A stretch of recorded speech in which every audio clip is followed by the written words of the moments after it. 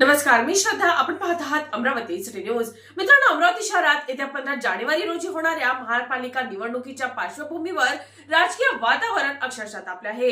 एकूण 22 प्रभागातील 87 जागांसाठी ही निवडणूक होत असून या निवडणूक रणांगणात विविध राजकीय पक्ष, अपक्ष व इतर पक्षांची मिळून तब्बल 660 उमेदवार उतरले आहे. मित्रांनो, उमेदवारांची ही विक्रमी संख्या यंदाची निवडणूक किती चुरशीची ठरणार आहे याचे स्पष्ट संकेत देत आहे. यंदा अपक्ष उमेदवारांची संख्या विशेष लक्षवेधी ठरली असून पक्षाकडून उमेदवारी नाकारल्याने बंडखोरीचा सूर अधिकच चढला आहे.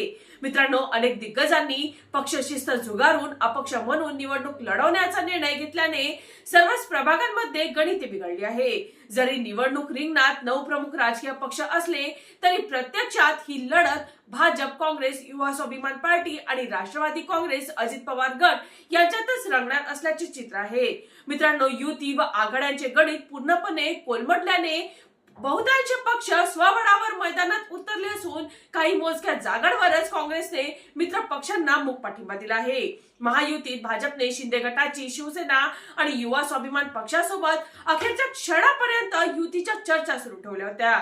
मात्र या चर्चांचा फज्जा उडल्याने महायुतीचे तुकडे झाले असून आता हे मित्र पक्ष एकमेकांविरोधात थेट भिडले आहे. परिणामी भाजपाला शिंदे सेनेसोबत तब्बल 72 तर युवा स्वाभिमान पक्षासोबत 41 जागांवर थेट सामना करावा लागत आहे. याचा फटका भाजपला मोठ्या प्रमाणावर बसण्याची शक्यता राजकीय वर्तुळात व्यक्त होत आहे.